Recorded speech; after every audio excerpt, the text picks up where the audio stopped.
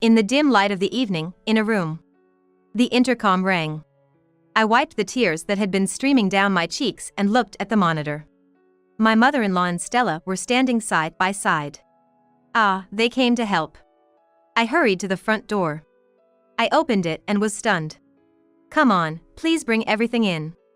At my mother-in-law's command, people who looked like movers entered the house, saying, "Excuse us," in a cheerful tone. What? Huh? Wait, what's going on? I exclaimed, totally bewildered. Hearing my confused voice, my son Wyatt, who had been in his room upstairs, hurried down the stairs. What's wrong, Mom?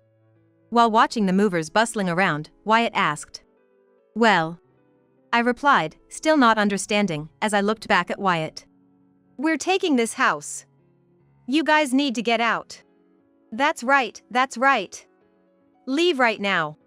Meanwhile, my father-in-law, Thomas, was efficiently giving orders, and the movers steadily brought items into the living room and other rooms.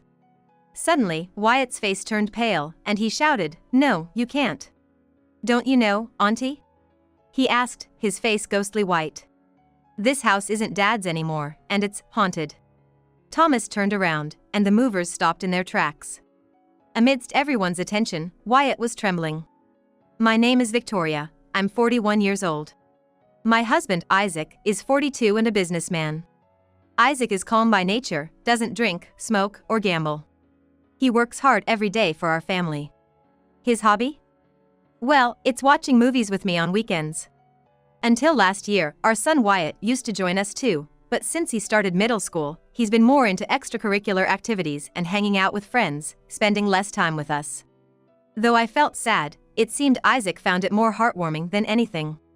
He reminisces about not attending the prestigious private high school where his parents worked, but choosing a local public high school instead. He talks about being the class president and student council president, and his best friend from high school. Your best friend was Thomas, right? Isaac, you've always been such a good student. I tease, Isaac laughs and says, my parents would have a fit if they heard that. He gets nostalgic, saying, still, those were fun times. Are you having fun now? I ask while we watch a DVD at home. Isaac simply replies, I am. Then he looks around the living room and corrects himself, well, actually, it's more like happiness. We chose and bought this house ourselves. I have a wonderful wife, a lively son. He says it with a face so sincere that it makes me blush. I couldn't ask for more. That's where you say a beautiful wife. I say, playfully swinging my arm, and Isaac laughs, dodging it.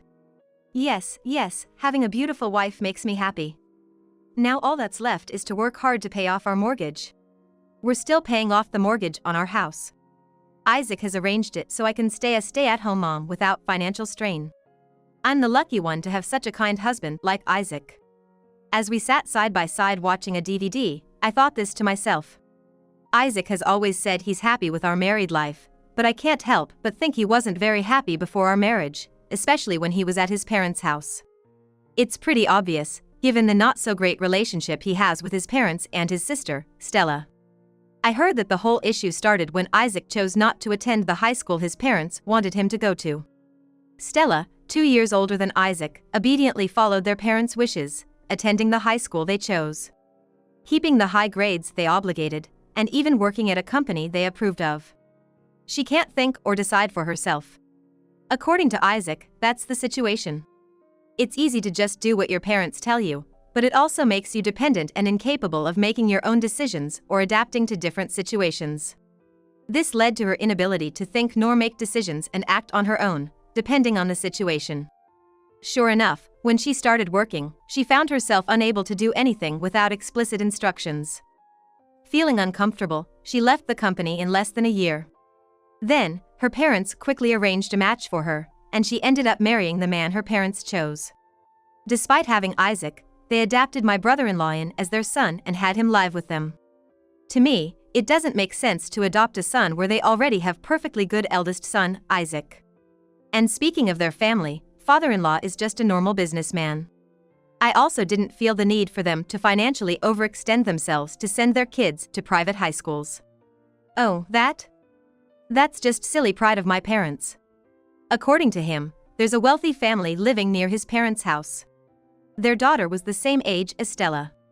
They used to play together as kids, but from elementary school, she went to a private school and ended up distancing herself from the other neighborhood kids. There wasn't any particular incident with that family, but Isaac's parents seemed quite envious of them. They became determined to send their own children to private school as well, saving hard to afford Stella's private high school education. Thanks to the circumstances, dinner at home was rather simple, but Stella's lunches were always extravagant, leading to a rather peculiar dietary lifestyle. Isaac, seeing no need to strain himself attending a private high school, chose to go to a public high school instead. I think that was a wise decision. However, my in-laws were furious and their attitude towards Isaac changed drastically from that day. They used to take pride in the envious glances they received when mentioning the prestigious high school their daughter attended. When asked about their son, they might have felt embarrassed to admit he attended a public school. But they would have dreamed of a life above unnecessarily, and it would not have been that good. My in-laws and Stella's family, along with their 3 children, live in a rented house. I'm not saying that renting a house is bad, of course, but I do wonder if there were other ways to use the money effectively besides making the parents look good. They went into debt to send Stella through private high school and college, and they're still paying it off. I could never really understand my in-laws' view on money. This was also evident in the amount of money given as Christmas gifts. The amount of Christmas gifts given to Stella's children and Wyatt was noticeably different. It could be a difference in affection since they lived together, but it seemed unfair to Wyatt. I couldn't help but sigh at the thought of Wyatt also being affected by this. My in-laws also seemed to dislike the fact that we owned our own house. A 2-story house. The house, with its 4-bedroom layout, is larger than my in-laws' place. A study room, huh? Pretty bold for someone from a public school. Such a fancy house is wasted on you folks. They occasionally visit our house and make such snide remarks.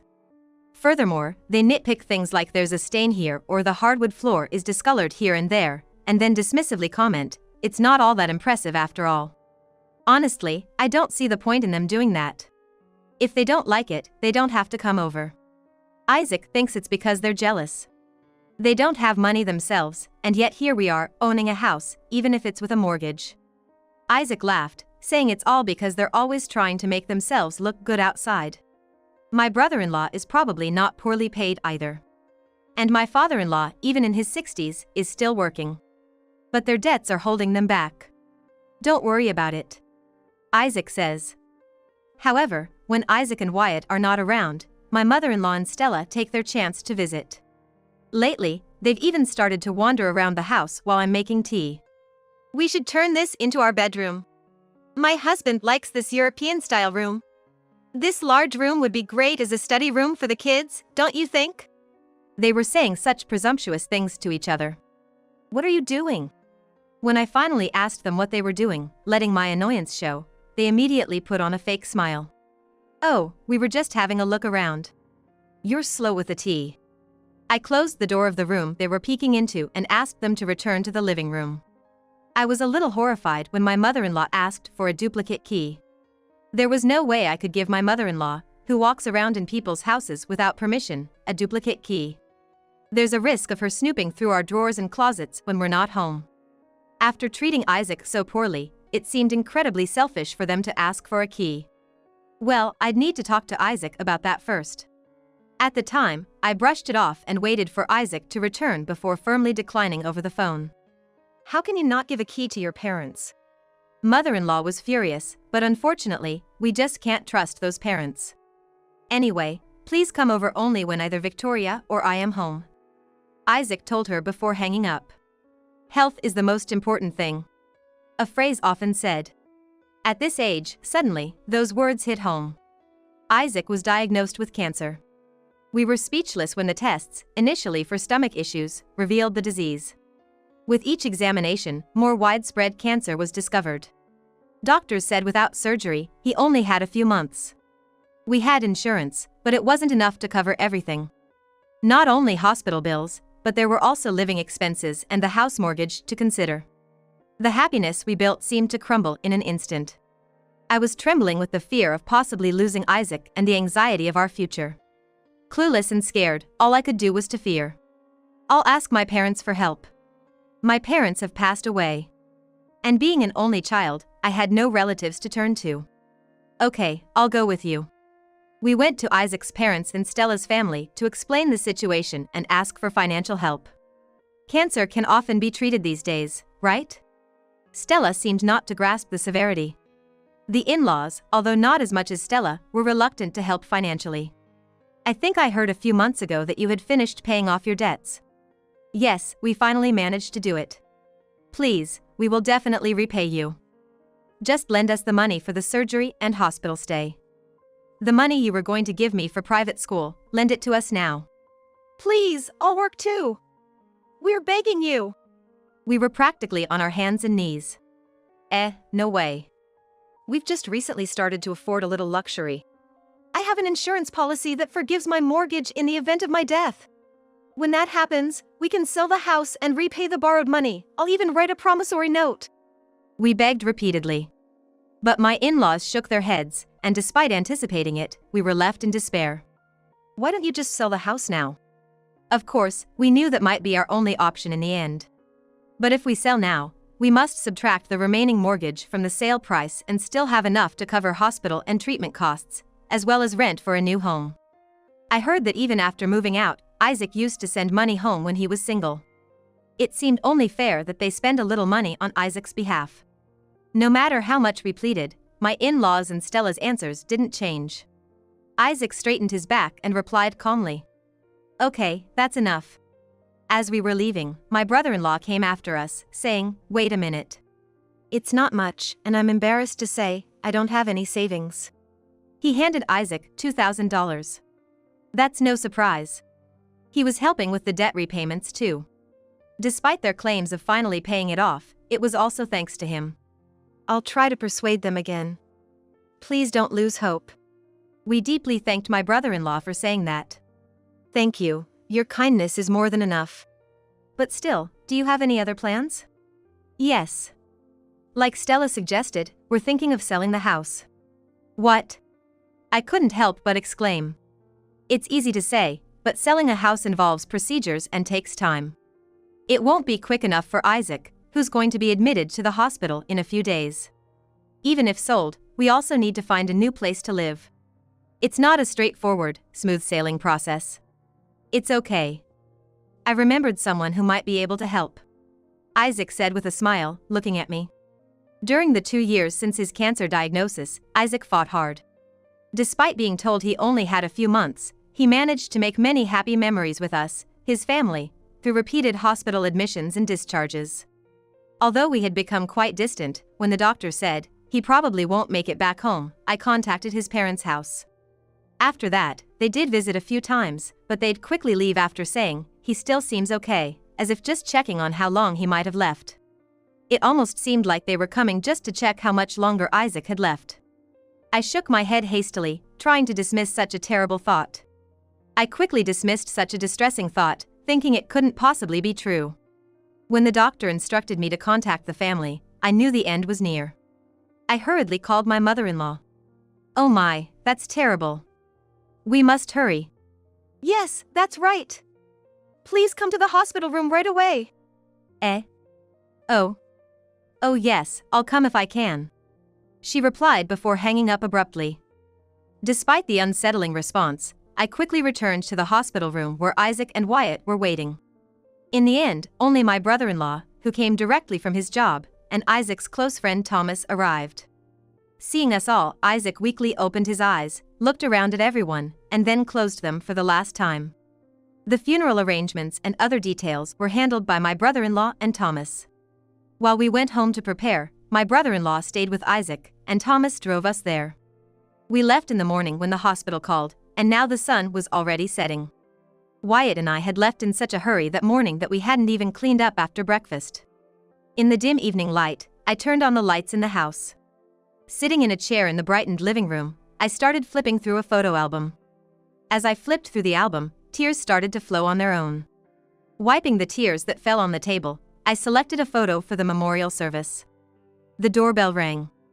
I wiped the tears off my cheeks and looked at the monitor.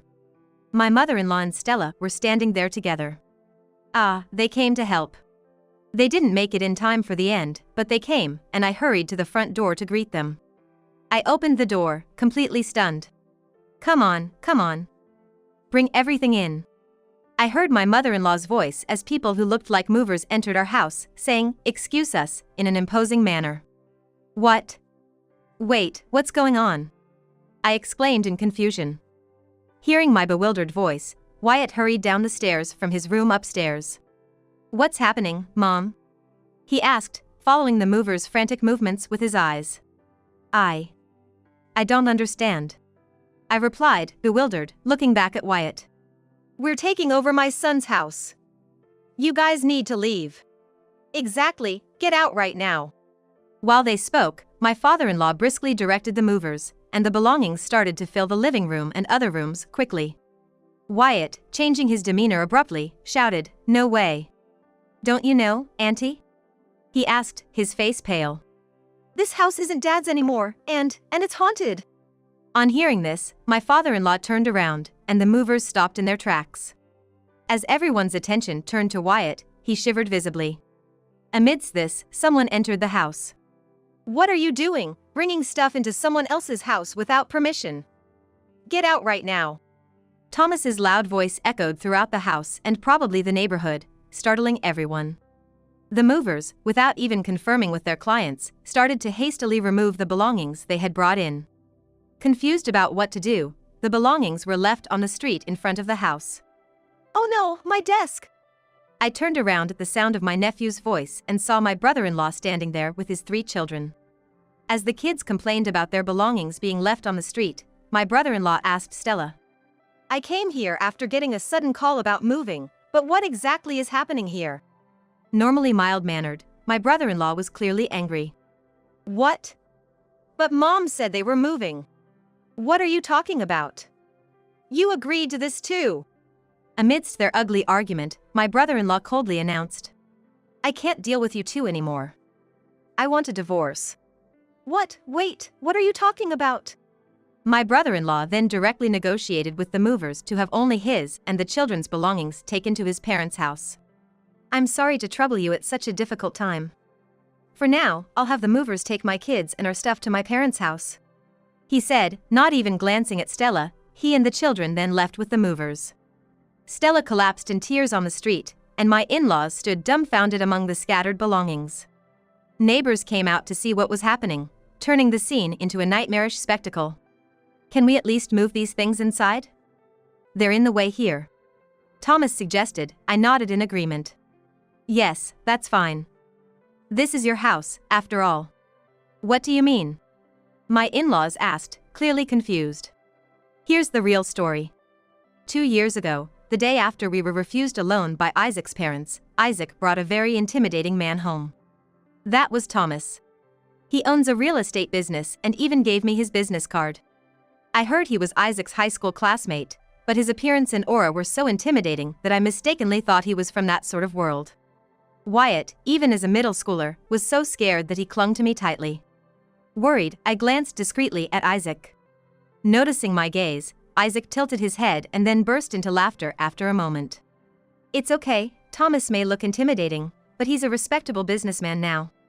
Now. Wyatt piped up cautiously. Suddenly, Thomas's eyes widened, and he gave Isaac a smack on the head. Isaac. Even though Isaac was sick, I couldn't believe it, but Isaac just laughed heartily.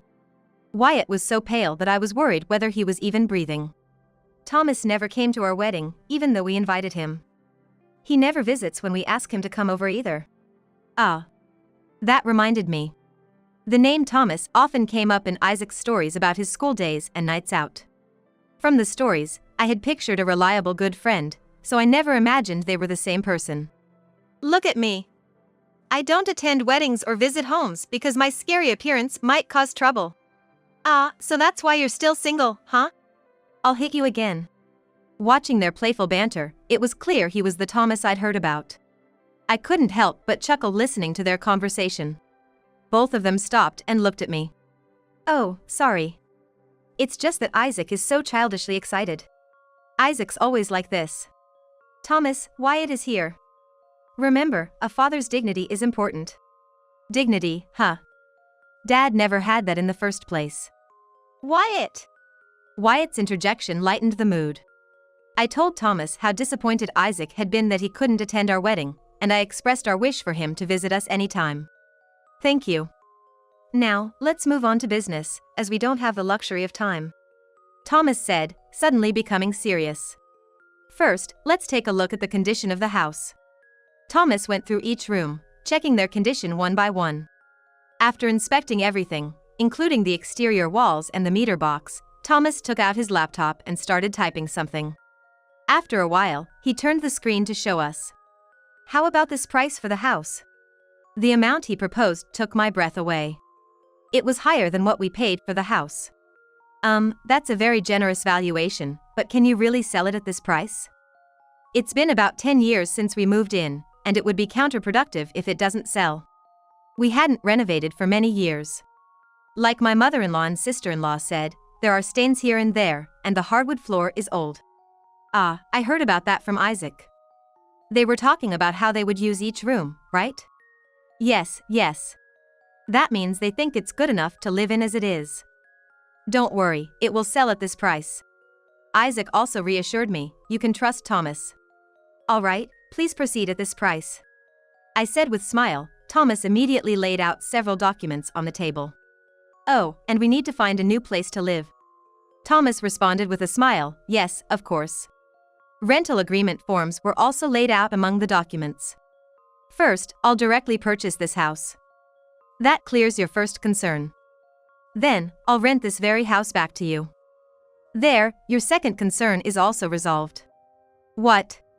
I was dumbfounded. Thomas continued. I'll transfer the money from the house sale to your account within a few days. We can use it to pay off the remaining mortgage. Thomas smiled confidently. A grin that completely erased his previously intimidating impression, resembling a boyish joy. While filling out the documents, I noticed the rental amount for the house. $200. Both Isaac and Wyatt seemed surprised, leaning over to look at the document. You mean $2,000, right?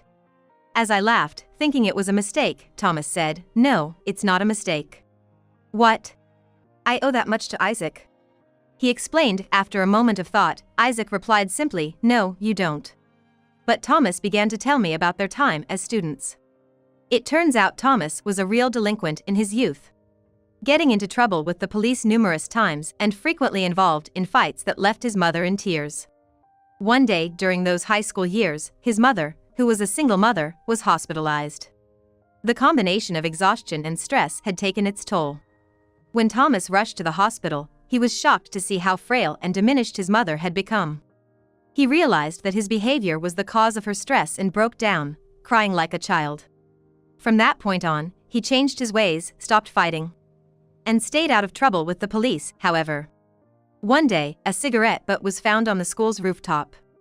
The cigarette butt had ignited nearby trash, causing a small fire. The school made it a big issue, and due to his bad reputation, Thomas was immediately blamed.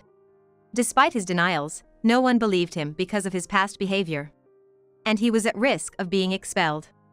Fearing he would upset his mother again, Isaac was the only one who believed Thomas's innocence. He was the only one who believed in my innocence. He was the student council president at the time, you know?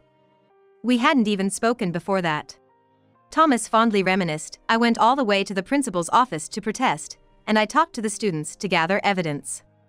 I managed to find the person who smoked the cigarette. Of course, I believed him. He said he didn't do it, so I believed him. No way, no one believed me. But thanks to you, I graduated high school, could be a good son, and even became a business owner. That's why he felt he owed so much to Isaac. We, as a family, looked at each other and gratefully accepted the proposal for the rent. This was the story of what happened 2 years ago. As Wyatt said, I now own this house and am only renting it to your family. If you don't believe me, I can show you the documents later. Thomas said, glancing briefly at Wyatt and then smiling at my in-laws. However, if any of your families want to rent the house, that's fine too. I can rent it out to you at a very reasonable price. I was surprised, and Thomas smiled. I can also introduce you to new properties. The funeral was over without a hitch, and we had moved out of the house and into a 2-bedroom apartment that Thomas had recommended. Just unpack the bare essentials. We'll probably be moving back to the house soon. Thomas said with a grin, curious about why he thought so. I asked him. Wyatt, also intrigued, came closer to listen. Actually, at that time, I thought about kicking them out.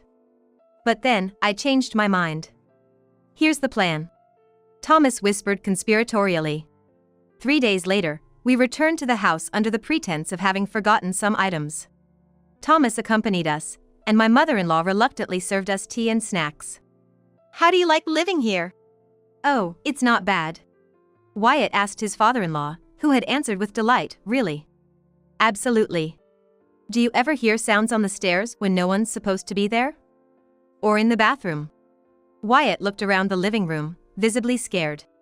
Come to think of it, Wyatt, you mentioned it, right? About the ghost? Yeah. Mom probably doesn't know, but ever since Dad got hospitalized, there have been weird noises. Like, I saw the hem of a skirt at the top of the stairs, thinking Mom had come back, but when I checked, no one was there. That's nonsense. Interrupting his mother-in-law's words, Wyatt and Thomas simultaneously jerked their heads to look upstairs. Is someone upstairs? That's impossible. Stella, who had become quite downhearted since her divorce from the brother-in-law was decided, was silent but in the living room. Hey, cut it out with the weird talk. I didn't hear anything. Wyatt and Thomas exchanged glances and quickly gathered their things. That's a relief. We'll be taking our leave now. They hurriedly left the house and got into the car. The in-laws, who had come to see them off at the entrance, had a frightened look on their faces. In the car, we burst into laughter. Thomas's plan was to use the spur-of-the-moment lie Wyatt had told about seeing a ghost. It's a punishment for being cold and distant to Isaac for so long. In what world do parents and a sister, who leave their dying son behind and start preparing to move into his house, exist? Thomas said, almost spitting the words as he drove. His words felt true. Eventually, Thomas and Wyatt kept repeating similar things, and even paranormal phenomena that were never mentioned seemed to start occurring in that house. The in-laws and Stella were scared on their own, mistaking house noises for poltergeists. They complained to Thomas and Wyatt, but we never experienced any of it. The power of suggestion is scary, isn't it? Wyatt said with a laugh. Finally, unable to bear it, the in-laws and Stella moved out of the house. Thomas apparently helped them find a house within their budget.